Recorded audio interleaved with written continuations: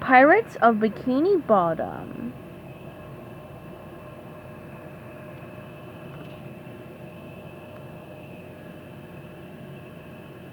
Chapter 7. SpongeBob, Patrick, and Squidward sat back to back, tied tightly together with thick, sturdy rope. "Real smart, SpongeBob," said Squidward sarcastically. "You just had to tell these stupid pirates you wanted to go home." "But I do want to go home," SpongeBob replied. "How was I supposed to know that meant I couldn't be captain anymore?" Patrick squirmed, trying to get loose, but it was no use. When it comes to tying knots, pirates are the experts. "Squidward, weren't you the one who tried to give away the Krabby Patty recipe?" he asked. "Patrick, if you hadn't pointed out Plankton's ship in the first place—" "Quiet!" shouted Crumbeard, leaning down over the three prisoners. "With all your bickering, we can't even hear ourselves think." What are you trying to think of?" asked SpongeBob.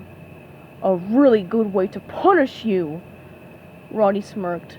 "And from what I hear, walking the plank is definitely in the lead." "Don't you pirates spend all your time voting and punishing?" muttered Squidward. "I said quiet!" Crumbeard bellowed. With Patrick tied up, Tarnish had taken his place up in the crow's nest. Suddenly his golden hook flashed in the sun as he pointed to something in the distance. "Ship ahoy!" he cried. "Maybe Plankton fixed his remote control," SpongeBob whispered hopefully. But the ship that was rapidly sailing toward the Krusty Krab wasn't Plankton's. It was a yellow ship with red trim and a big red claw on its flag. And standing proudly at the bow of the ship, a grim look on his face, was Mr. Krabs.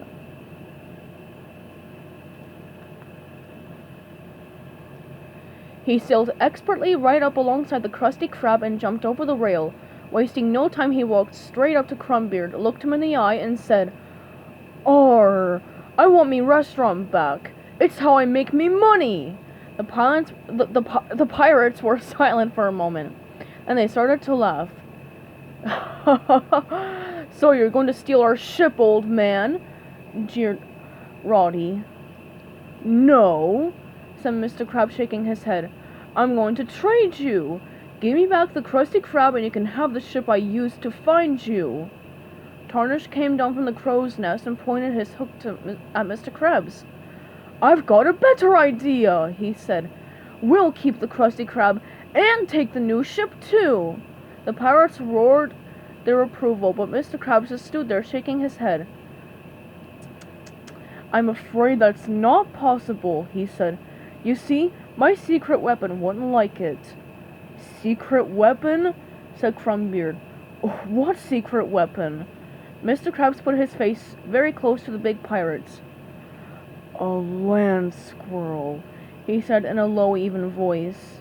Crumbeard guffawed. "Did you hear that, boys?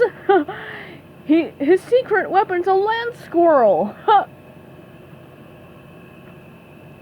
The pirates all shouted with laughter, but their laughter quickly died down when they heard someone whistling.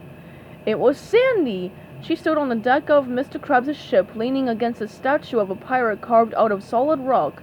She kept whistling calmly for a moment, then stopped and grinned at the pirates on the other ship. "Hi-ya!" Sandy yelled as she leaped into the air and hit the top of the statue with a single karate chop. For a second, nothing happened. Then the statue crumbled into a million tiny pieces. Crumbeard turned pale and gulped. You've got yourself betrayed," he said to Mr. Krabs.